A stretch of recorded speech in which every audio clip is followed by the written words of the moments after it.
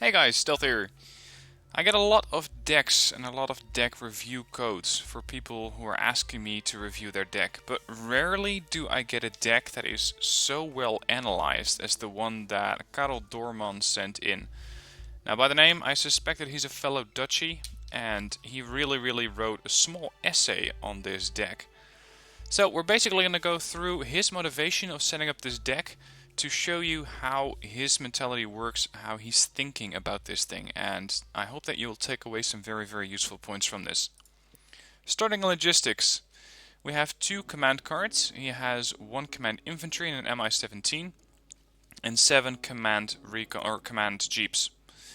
Now he says about logistics, this deck contains enough command vehicles to cap all zones you need, and some more in case you lose some. The command infantry come in a helicopter with 4 HE rockets. He's talking about the MI-17. 122mm rockets. They do a lot of damage. They do 4 HE damage. They destroy infantry and light vehicles that are out in the open. He says, personally, I often choose not to buy a FOB, but if you know you will use helicopters or a lot of supply, you will need it, and therefore it is in this deck. I've also chosen the 30-point supply vehicle and not the 40-point one since it's cheaper and most times I don't need the extra supply. Now, he brings up a great point here. You have the capacity to bring in the T813 or the T815. Usually, unless you're resupplying a small battle group consisting of, let's say, multiple groups of infantry or tanks, you're not really going to need 2400 supplies. 1750 in that situation will be enough. And this is exactly his thinking. You don't really need the big one, the small one is plenty. But it's not often that I see people make design decisions or deck design decisions which are this well thought through. Next up, he says, I don't need the extra supply from the big cargo. If you know you need a lot of supply, you should buy a FOB and not an expensive supply vehicle. There's also no supply helicopters in the deck since they are too expensive. Now the supply helicopters that you have, and there aren't really that many of them, is the MI4, and the base variant, really slow, carries 1,000 supplies, but you might as well drive. The MI8 is, when compared to the amount of supplies that it carries, is slightly more expensive, and it carries less supplies for that same, or almost the same price tag as the 813. Yes, it's going to be a bit faster, fair enough. But at the same time, this thing at least has a bit of frontal armor, it's going to be cheaper, it's going to be capable of getting into towns where an MI8 might not be. And yeah, that might get you into trouble if you're looking at a map which is large, but most of the time that really shouldn't be a problem. The MI6, huge helo, very expensive, and you only get 3. Lose one of these and it takes a significant chunk out of your supply section. And finally the MI8, it's pretty much the same thing as that one. Anyway, moving on. He was saying there are no supply helicopters because they're too expensive, they're easier to destroy, and they can't or shouldn't be used to resupply in an urban area. So that's exactly what I covered. The supply vehicle in this deck is already pretty fast. Yes, it is. 150 on-road and 90 kph off-road. I wouldn't want to be in that thing if it starts off-roading off a hillside at 90 kph, but okay, it's there. Moving on, infantry. He starts out with LSTR 40s. In case you're not familiar with these guys, they are very well-rounded troops. They have a great assault rifle, a very nice anti-tank weapon, and they fire Igla AA missiles.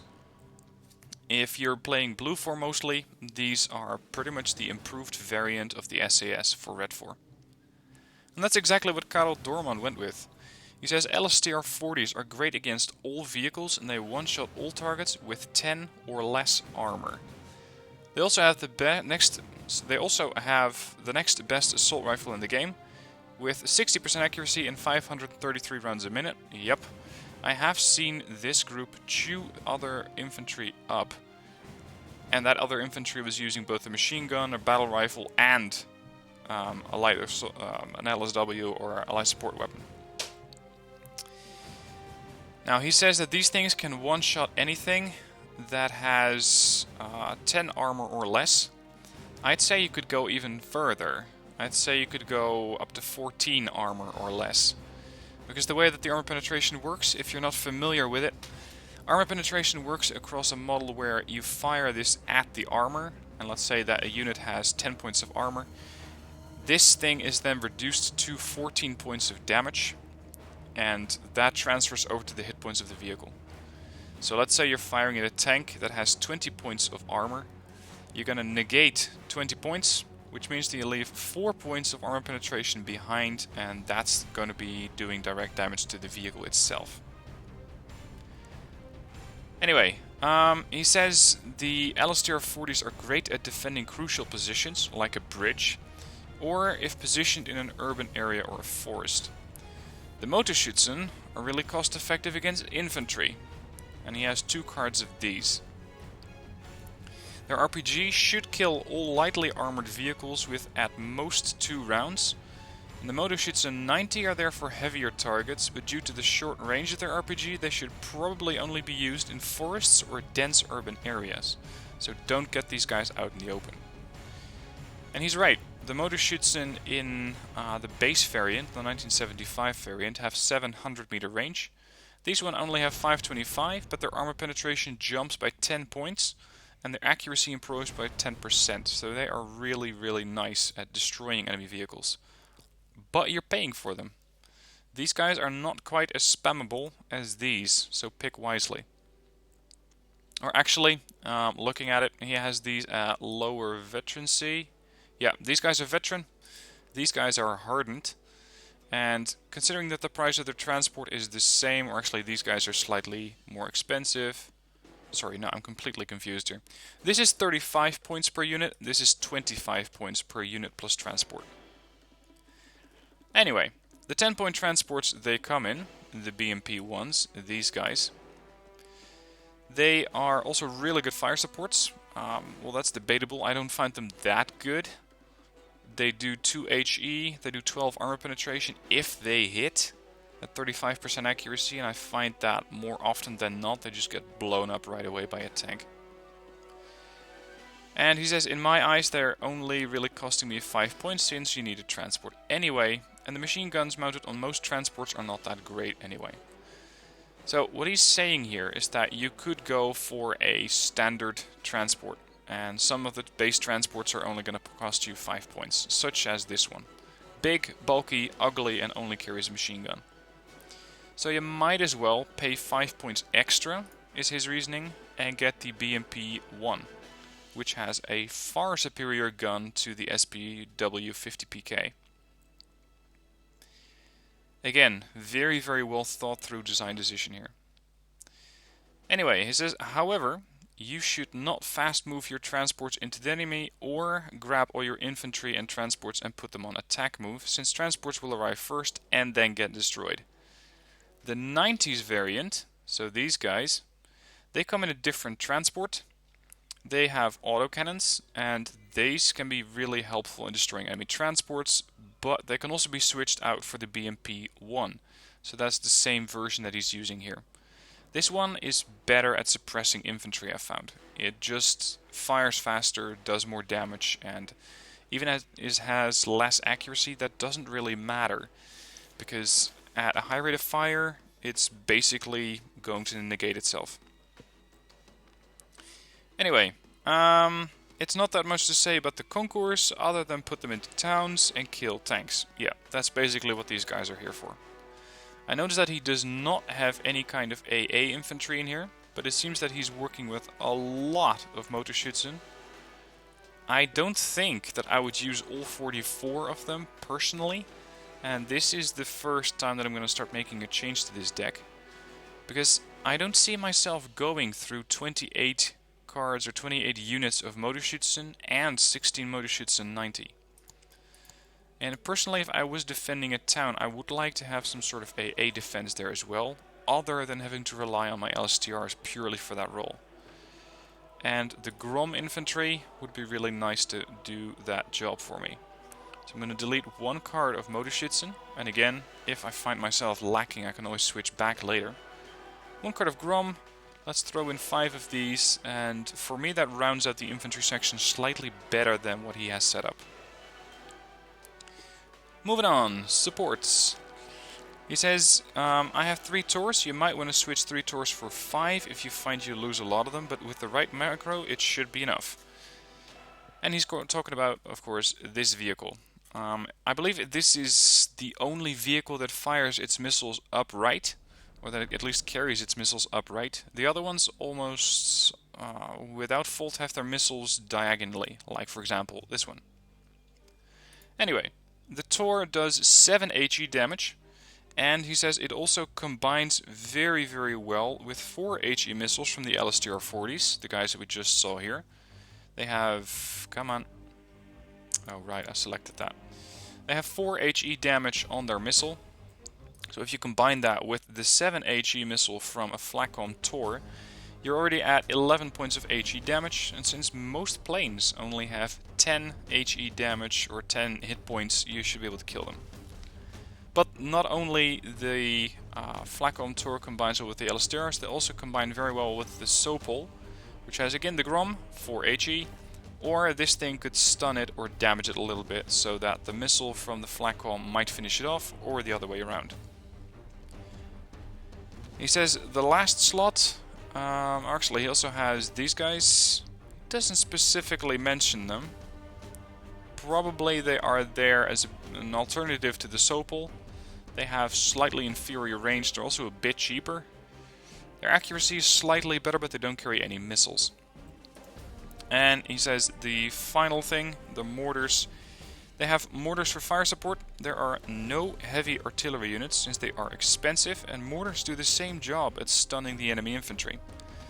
I see a lot of people buying way too much heavy artillery, which in some cases could be useful, but in most cases mortars are just more cost effective for the job.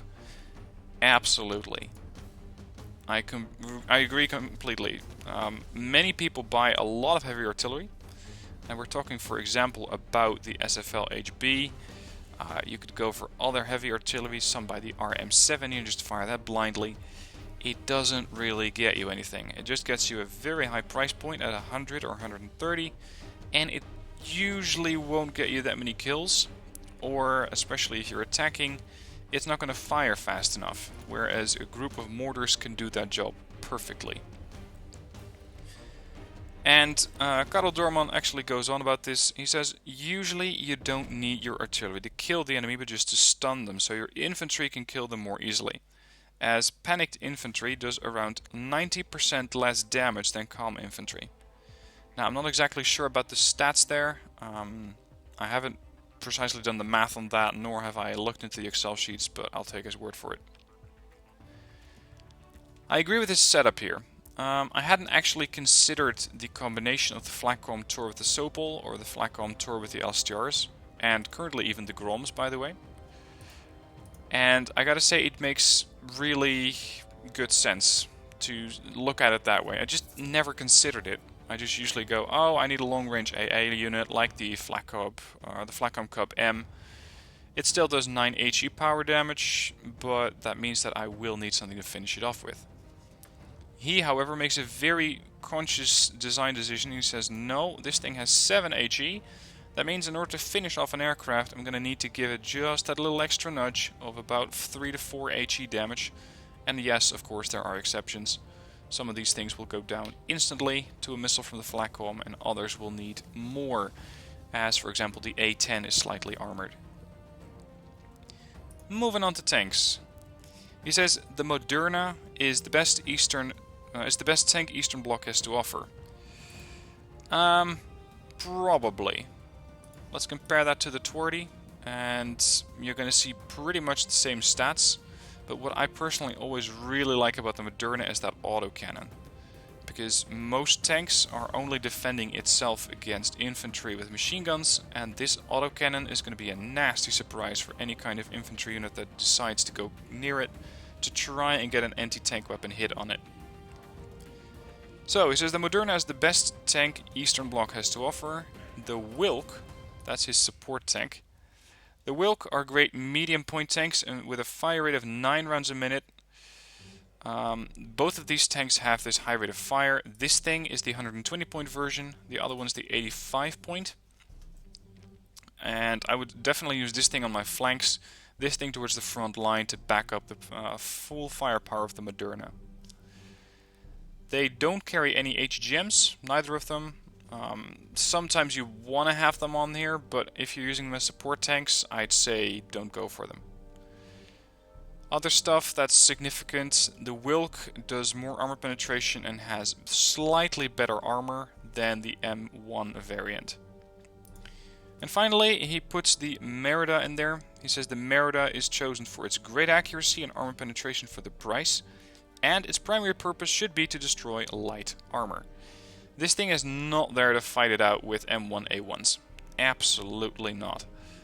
But against light armor, think Leopards, think AMX-30s, think Nanoyanshikis. Those are pretty easily destroyed with a 15 armor penetration gun. Again, notice the lack of HGMs. No HGMs on vehicles, especially tanks, also means they don't eat as much supply as other vehicles who do carry HGMs. So again, very, very well thought out there. And I completely agree with the lineup. There's nothing I would change there. Moving on, he says Recon. This is a tab that is very often underused by people. Most players know Recon is important to spot the enemy, but they don't know it has a lot of great infantry units for fighting, like the Specialny Jednotki, which perform great against infantry, and as opposed to Formosa, they don't get wrecked by 5-point transports. Yep, true. Specialny Jednotki, these gentlemen over here, they are very, very good at fighting enemy infantry. They have a very nice assault rifle, a pretty damn decent saw, and their RPG-26, which they carry 8 rounds for, has a rate of fire of 20 rounds a minute, which means that, especially if they can, for example, ambush a tank or anything that has at least a modicum of armor, they can very quickly overcome it. And he also mentions the Formosa. Where are the Formosa? Up here. Okay, let me compare those. The Formosa I find to be a very useful unit, but they are, as Karel pointed out, not suitable for all units. Because what the Formosa does best is kill enemy infantry. They have their Palad M grenade launcher. That means that they, as Karel pointed out, are going to be pretty easily wrecked by transports, because they only do 1 HE damage. A transport usually has 1 to 2 armor, which means that the HE damage is barely going to scratch the paint of it. And that means that the Formosa are very easily countered. Personally, if I have an Eastern 4 deck, I prefer to use a combination of Specialnys and Formosas, because while the Specialny are very good at killing enemy infantry, the Formosa are slightly better at it. At the same time, you are paying for that specialization in the sense that they don't do anti-vehicle warfare at all. Anyway, he says this deck contains 10 Specialnys and 5 of them come in Mi-25s, which contain a gun that is great for infantry operations. The Mi-25. Not the world's most beautiful helicopter, but it definitely looks intimidating. And as he mentions, this thing has the Yak B against enemy infantry. Don't use it against anything other than infantry or unarmored targets, because it does not have an armor penetration value and it only does HE damage. As for rocket pods, very nice to have these things as support for infantry again. The HGM on it is pretty dreadful. I don't find this thing to be effective whatsoever. He says the Mi-25 also has 1 armor, which reduces damage from small arms fire like machine guns and assault rifles by 90%. And that's very useful. Again, something that I had never really considered. I usually don't go into the math of it this much. This frontal armor and side armor means that if this helicopter is going on kill missions to kill enemy infantry, the infantry usually will start to fire back at them. Especially if you're fighting them at, let's say, close range, you're hovering over them in a forest, they will start to fire back at you, and the infantry will damage the helicopter. It's just that they'll damage this helicopter a lot less because of the armor. And again, something that I will definitely start taking into account when I'm playing Wargame and building new decks. Other than these Specialny Jet Notkis, he also has other units, of course. He says it also includes the Snezka. I hope I'm pronouncing that correctly. The Snezka is very good for defending flanks against lightly armored targets and maybe for destroying your opponent's CV if your opponent does not defend his flank. These things have some very nice autonomy, 600, medium stealth as almost any recon unit does, 65 kph off-road, which is not bad for a tracked vehicle. Autocannon is pretty accurate, especially when sitting still. Does at least a little bit of armor penetration, as most autocannons do, and of course this will ramp up the closer you get to a target. The next card that he mentions is the Special Aufklärer, which is used for passive spotting, and the Salamandra is used for opponents that underestimate AA and buy a lot of tanks. Its 2800 meter range also makes it very useful against some kinds of AA, and he's referring to the Kokon M in this case. 22 points of armor penetration are going to go through most tanks, and the range will outrange some of the 26-25 meter range AA guns, of course. Wouldn't really try putting it up against a Chaparral or any of those long range AA systems, as you're very likely to lose one of these very good helicopters. The rocket pods, I personally find them to be a bit lacking, as they only carry 20 of them. And this means that you're going to have to pick your targets real careful. Don't go firing these things into the sides of tanks, as they just won't do anything. As for my own evaluation, I definitely agree with this setup. I would probably get the Special Aufklärer in helicopters. The thing is that you don't really have a good choice there without making them terribly expensive. And if he's using these as drop-offs or to be dropped off by Urals or possibly any of the other transports, they're just nice and cheap. They're pretty much disposable infantry. Moving on to vehicles. He says the Concours is for sniping tanks at long range and contains a lot of missiles with pretty good armor penetration. He's talking about this vehicle, the BRDM-2 Concours M. 1 armor on every side, very high armor penetration, although if you're dealing with super heavies it is not going to penetrate them that well. Especially the most heavily armored Blue 4 tank, Challenger 2, will not easily be penetrated by this thing.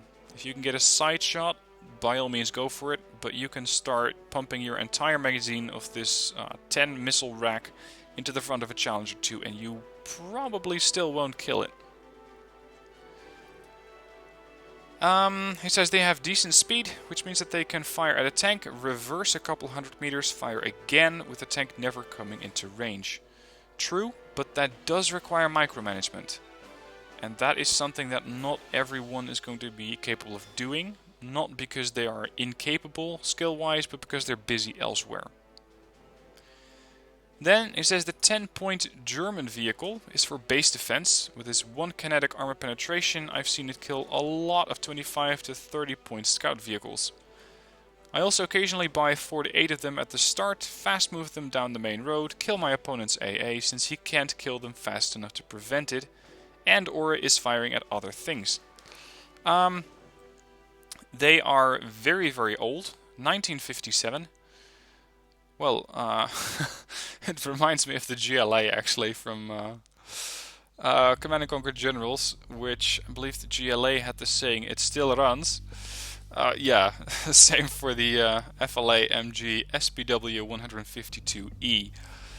It still runs, and it still does a pretty decent job at suppressing units with the machine gun, as well as dealing a bit of damage against armored targets. So yeah, pretty good for both capacities.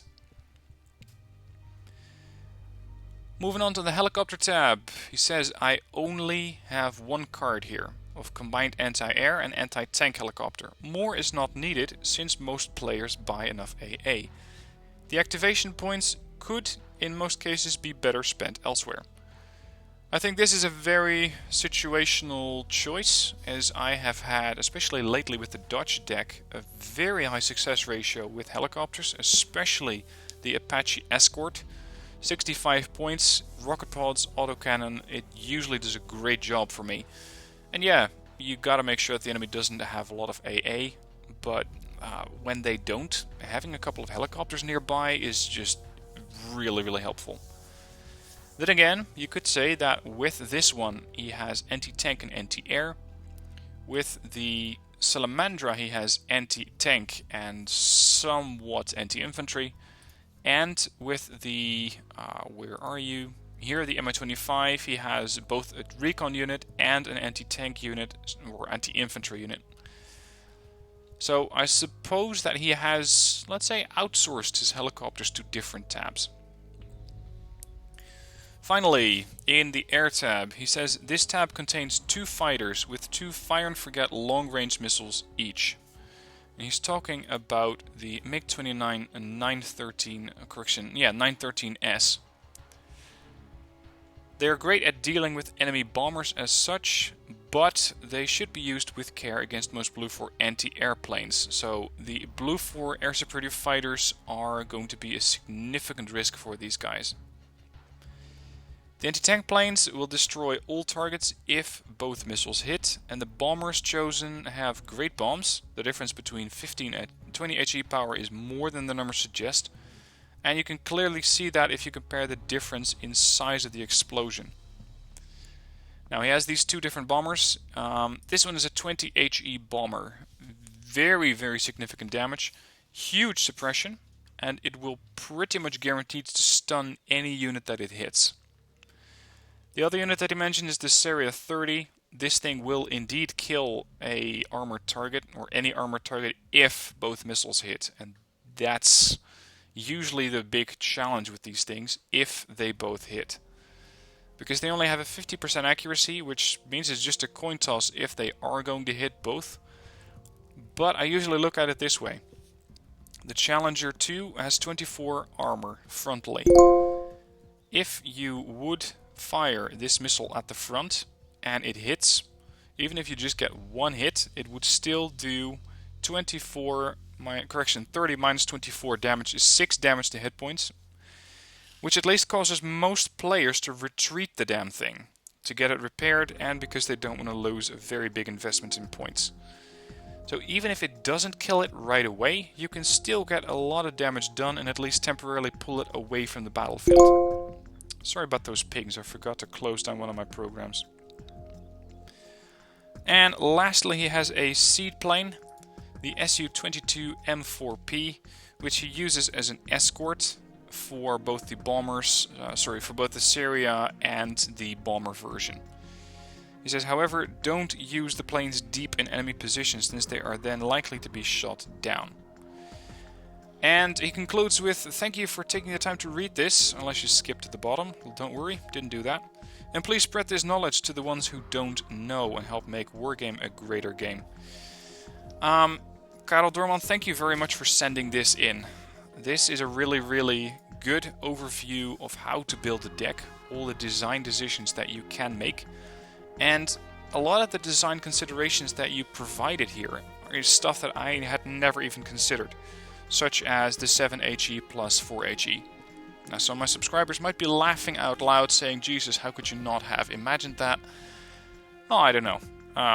I play the game as much for my enjoyment as anything else, and sometimes you just want to have fun and use the units that you think are nice, instead of just going full meta, full cost effectiveness and getting the best units in. Anyway, that's it for this deck. Let me know what your thoughts are on it. Let me know what your design considerations are and if you learned anything from it. Karel Doorman, again, thank you for sending this deck in, as well as comprising that essay of a deck description. Very, very unusual, and you definitely caught my eye with it. I hope you helped the Wargame community as a whole to get better at Wargame by creating better decks. Anyway, thank you for watching, hope you enjoyed, and I'll see you soon for the next video.